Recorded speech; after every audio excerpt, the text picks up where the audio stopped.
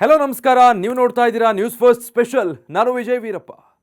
ಮನುಷ್ಯನಿಂದ ಪ್ರಕೃತಿಗೆ ಉಂಟಾಗ್ತಾ ಇರುವ ಹಾನಿ ಎಂಥದ್ದು ಅನ್ನೋದಕ್ಕೆ ಈಗ ಮೌಂಟ್ ಎವರೆಸ್ಟ್ ಮತ್ತೊಂದು ಸಾಕ್ಷಿಯಾಗಿದೆ. ಭೂಮಿ ತುಂಬೆಲ್ಲ ಕಸದ ರಾಶಿ ತುಂಬಿದಾಯಿತು. ಸಮುದ್ರದ ಆಳದಲ್ಲೂ ಪ್ಲಾಸ್ಟಿಕ್ ಸೇರ್ಕೊಳ್ತು. ಇಷ್ಟು ಸಾಲದು ಅಂತ ವಿಶ್ವದ ಅತಿ ಎತ್ತರದ ಪರ್ವತ ಮೌಂಟ್ ಎವರೆಸ್ಟ್ ಈಗ ಕಸದ ಮಡುವಿನಲ್ಲಿದೆ ಅನ್ನೋ ವರದಿ ಆತಂಕವನ್ನುಟ್ಟಿಸಿದೆ. ಅಸಂಖ್ಯಾತ ಪ್ರವಾಸಿಗರು ಮತ್ತು ಚಾರಣಿಗರು ನಿರಂತರವಾಗಿ ಇಲ್ಲಿಗೆ ಆಗಮಿಸ್ತಾನೆ ಇರ್ತಾರೆ.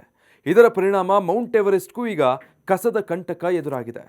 ಇತ್ತೀಚಿನ ವರದಿ ಪ್ರಕಾರ ಮೌಂಟ್ ಎವರೆಸ್ಟ್ನಿಂದ ಸುಮಾರು 11 ಟನ್ ಕಸವನ್ನು ಹೊರತೆಗೆಯಲಾಗಿದೆ. ಇದರ ಜೊತೆಗೆ ಎಂದೋ ಚಾರಣಕ್ಕೆ ತೆರಳಿ ಅಲ್ಲೇ ಸಾವನ್ನಪ್ಪಿದ್ದ 4 ಮೃತದೇಹಗಳು ಮತ್ತು 1 ಅಸ್ಥಿಪಂಜರ ಕೂಡ ಪತ್ತೆಯಾಗಿದೆ. ಇಲ್ಲಿಗೆ ಬರುವ ಪ್ರತಿ ಪರ್ವತಾರೋಹಿಯೂ ಕೂಡ ತಮ್ಮ ಟ್ರೆಕ್ಕಿಂಗ್ ಅವಧಿಯಲ್ಲಿ 8 ಕೆಜಿ ಕಸವನ್ನು ಉತ್ಪತ್ತಿ ಮಾಡ್ತಾರೆ ಅಂತ ಅಂದಾಜಿಸಲಾಗಿದೆ.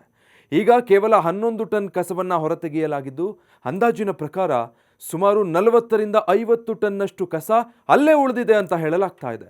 ಹಳೆ ಟೆಂಟ್ಗಳು, ಆಹಾರದ ಪ್ಯಾಕೆಟ್ಗಳು, ಗ್ಯಾಸ್ನ ಕ್ಯಾಟ್ರೇಜ್ಗಳು, ಆಕ್ಸಿಜನ್ ಸಿಲಿಂಡರ್ಗಳು, ಹಗ್ಗಗಳು, ಹೀಗೆ ಪರ್ವತಾರೋಹಿಗಳು ತಮ್ಮ ವಸ್ತುಗಳನ್ನು ಅಲ್ಲೇ ಬಿಟ್ಟು ಬರ್ತಾರೆ.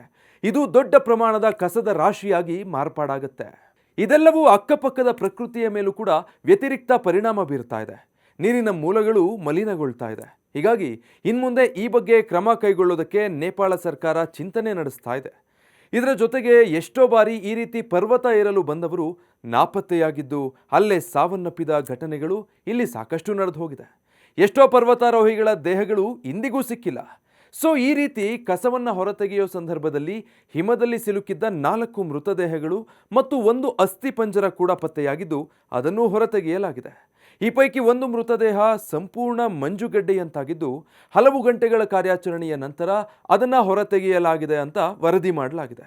ಒಟ್ನಲ್ಲಿ ಪ್ರಕೃತಿಯ ಮಡಿಲಲ್ಲಿ ರೋಮಾಂಚನಗೊಳ್ಳುವ ಅನುಭವ ಪಡೆಯೋದಕ್ಕೆ ಮಾನವ ಪ್ರಾಣ ಪಣಕ್ಕಿಟ್ಟು ಇಂಥ ಸಾಹಸಗಳಿಗೆ ಕೈ ಹಾಕೋದೇನೋ ಸರಿ, ಆದರೆ ತಾನು ಹೋದಲ್ಲೆಲ್ಲ ಹೀಗೆ ಕಸದ ರಾಶಿ ಸೃಷ್ಟಿಸೋದನ್ನು ಪ್ರಕೃತಿ ಎಂದಿಗೂ ಕ್ಷಮಿಸೋದಿಲ್ಲ ಅನ್ನೋದನ್ನು ಮನುಷ್ಯ ನೆನಪಿನಲ್ಲಿ ಇಟ್ಕೊಳ್ಬೇಕಿದೆ.